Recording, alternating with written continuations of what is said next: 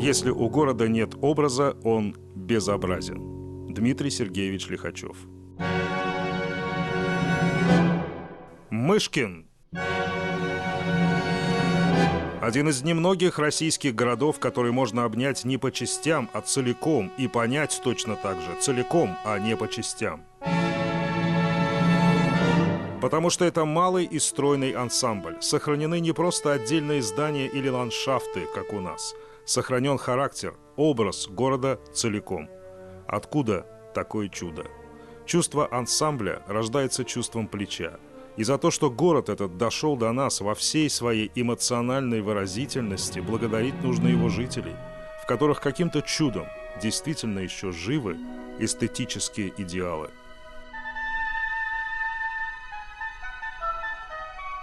А движимы мы были, какой-то, знаете ли, странной почеродной жалости ко всему, что составляло крестьянскую вселенную. Нам все обломки казались очень живыми, теплыми и несчастными. И нам хотелось живые, да? Еще.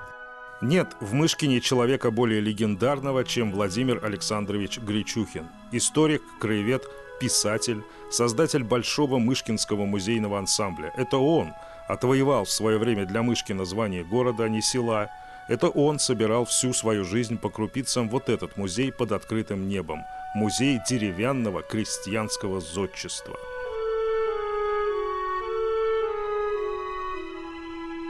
Нам хотелось всего сразу много. Ну, во-первых, конечно, спасать – это первое дело. А второе – показывать людям, показывать истоки нашей цивилизации русской. Эта крестьянская вселенная существует с 1966 года, и она действительно бесконечна. Так кажется, потому что вселенная тут – каждый экспонат. Здесь же внутри сразу несколько музеев. Музеи прялки не несколько, не десятки, а сотни прялок, привезенных из нескольких областей из экспедиций, вытащенных из заброшенных и забытых домов, покинутых уже деревень, как со дна морского. Поди еще доберись туда. В краеведческом музее рябь в глазах. Все откуда-то привезено, спасено, вытащено из огня. Сотни, тысячи попаданий прямо в душу, без промахов. Мышкари, как мы уже сказали, люди особые, люди мышканутые, для которых прошлое не случайно, для которых прошлое не отлетело, для которых оно отчасти живет в них, в самих. Поэтому расставаться со старыми красивыми домами жалко. А вот теперь посмотрим на то, что за границами крестьянской вселенной. Это, собственно, Мышкин. Его улицы, его дома, его дух. Он вот такой. Здесь еще жива память и о прошлом, и о позапрошлом. И жива она не только потому, что город этот девелоперами и строителями не богат. Мы для того и побывали сначала в музеях, чтобы выяснить, что музей-то, оказывается, весь город. Мышканутые его обитатели не просто сохранили все эти дома. Они их холят, лелеют, реставрируют, музеифицируют, и каждый из них снабжают как минимум вот такими малобюджетными табличками, которые тоже вполне себе действуют как оберег. Вот так у нас получилось. Если бы мы не сохраняли эти дома, мы отдавали себе отчет. Если мы не сохраним эти дома, что мы будем показывать людям? Мы же не можем их просто из музея в музей телепортировать. Но если мы поведем их через руины от одного музея к другому, простите, что они запомнят? А откуда деньги у города и у музейщиков? Конечно, от людей, от туристов. Они просто не кладут их в карман.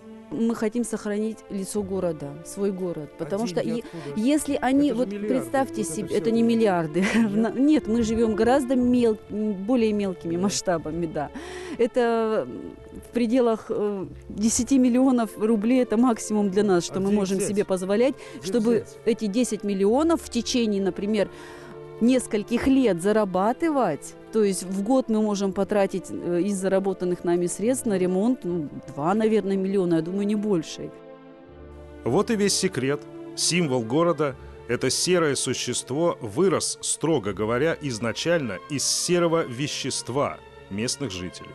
Туристическая мышина позволила создать экономику города, а экономика позволила совершать вот эти малые дела, но годами, постоянно и во имя идеалов.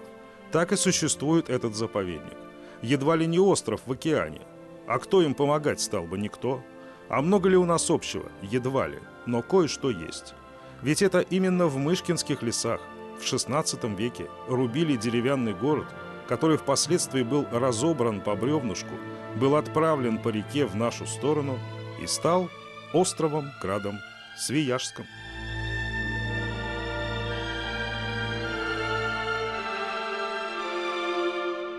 Зимой 1551 года в нашем крае возводились стены башни церкви для Свияжска, города, доставленного по Волге под Казань и славно послужившего ее взятию. Всеми работами руководил этот человек Иван Григорьевич Выродков.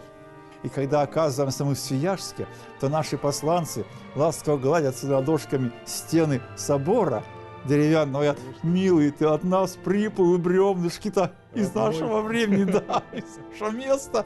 Так что тут родного много. Если у города нет образа, он безобразен. Вот и весь незамысловатый ответ города Мышкина и людей в нем трепетно живущих. Тем, кто стремится улучшить, освежить и приукрасить наше прошлое и позапрошлое. Тем, у кого на уме лишь некий чудный дизайн модернистских кварталов взамен вот этой эмоциональной выразительности. Мышкин дышит. Мышкин обогащает, а не обогащается. И это вечные ценности. Ценность формируется столетиями. Не создается в один миг настоящая душевная ценность. А ценность наша идет из детства нации, из наших самых начал. И когда я вижу очередной старый сруб, я понимаю, из его трещин, его стен, из его сучков, из его подтеков смолы на меня смотрит тихонько задремавшее русское детство, начало нашего народа. Без него мне нельзя. Я думаю, что и всей нации нельзя. Нация, забывшая свое начало, забудет сегодняшний день. Не устоит в сегодняшнем бурном веке.